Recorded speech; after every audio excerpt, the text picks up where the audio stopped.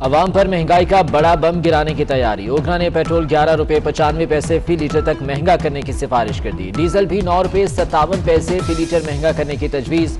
ओखला की सिफारिशात petroleum division को अरसाल। मंजूरी के बाद कीमतें बढ़ेंगी।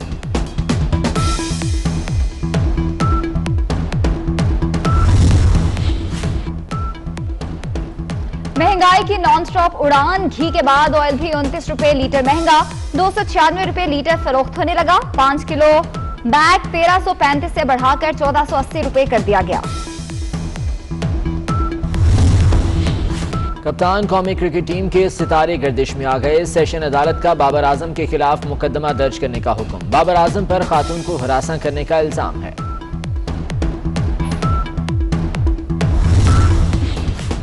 पाकिस्तान क्रिकेट बोर्ड के दो बड़े आमने सामने। चेयरमैन पीसीबी एहसान मानी और चीफ एग्जीक्यूटिव वसीम खान भी आपस में आमने सामने आ गए। वसीम खान को छोटे कामों के लिए भी चेयरमैन की इजाजत लेना मंजूर नहीं। इख्तिलाफात की वजह से ग्रास रूट क्रिकेट पर काम नहीं हो पा रहा।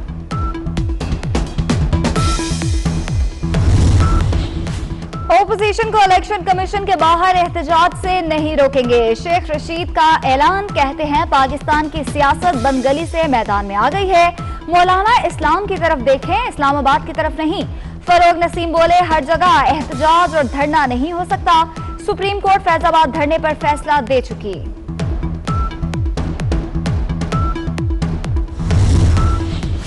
नदीम अफजल चंद का किसी सूरत इस्तीफा वापस न लेने का फैसला। सरकारी गाड़ी और दफ्तर भी वापस। विफाकी वज़रा का वज़ीर आज़म को नदीम अफजल चंद का इस्तीफा मंजूर न करने का मशवरा।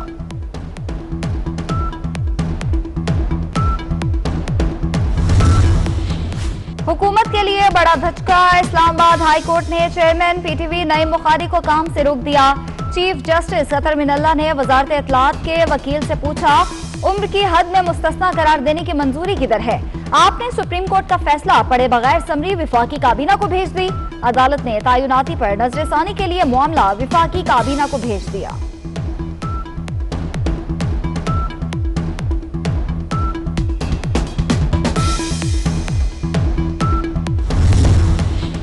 सेनेट इलेक्शन केस में इंतहाई एहतियात से काम लेना होगा। सुप्रीम कोर्ट के बाद कोई अपीलेट फोरम मौजूद नहीं। जस्टिस याहिया अफरीदी के रिमार्क्स। जस्टिस एजाजुल हसन बोले अदालत की तशरीह के सब पाबंद होंगे। अटॉर्नी जनरल ने दलाल दिए कि ओपन अदालत के लिए आर्टिकल 226 में तरमीम जरूरी है। सुप्रीम कोर्ट रेफरेंस पर मशवरा और गाइडलाइन भी दे सकती है।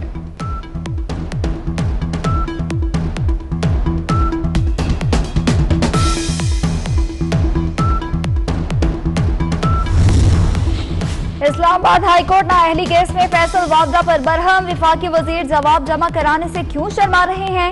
जवाब जमा कराने के लिए 8 फरवरी तक आखिरी मौका। फैसल वावदा ने झूठा बयान कैसे दिया? अमरीकी शहरियत ली तो पाकिस्तानी शहरियत सरेंडर हो जाती है। इलेक्शन कमीशन को यह मामला खुद ही देख लेना चाहिए था। जस्टिस आमिर फारूक के रिमार्क।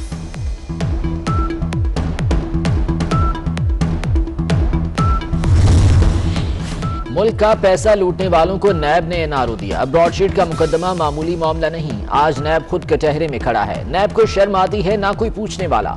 शाहिद खाकान अब्बासी के एहतसाब अदालत के बाहर मीडिया से गुफ्तगू। कहते हैं नवाज शरीफ के साथ इंसाफ होता तो आज चेयरमैन नैब कटहरे में होते।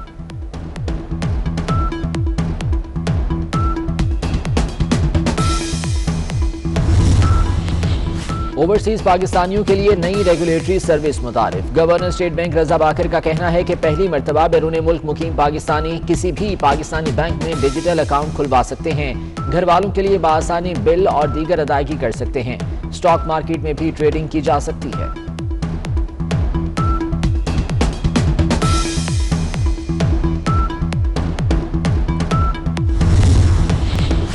लाहौर हाईकोर्ट में तालीमी इदारे 18 जनवरी को खोलने का फैसला चैलेंज। कोरोना की दूसरी लहर ज्यादा खतरनाक है मगर कोई खास तैयारी नहीं की गई। तालीमी इदारों में एसओपीज का ख्याल नहीं रखा जाता।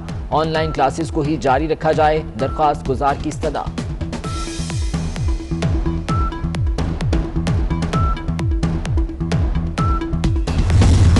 अमरीकी ऐवान नुमाइंदगान ने दूसरी बार ट्रंप के मुआवजे की मंजूरी दे दी। रिपब्लिकन अरकान ने भी ट्रंप के मुआवजे की हिमायत कर दी। मुआवजे के लिए सेनेट से 2/3 अक्सरियत जरूरी। स्पीकर नैंसी पेलोसी ने ट्रंप को मुल्क और कौम के लिए बड़ा खतरा करार दे दिया।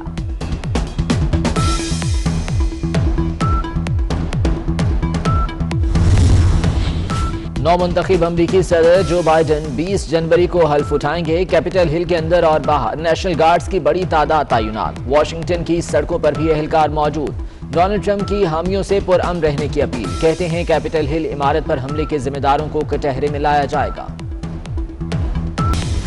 मुल्क भर में शदीद सर्दी। कोयटा के इलाके शाबान में आबशार जम गई। स्कर्दू का पारा -16 तक गिर गया। कराची में सर्दी की शिद्दत कम हो गई। पारा 10 डिग्री सेंटीग्रेड रिकॉर्ड।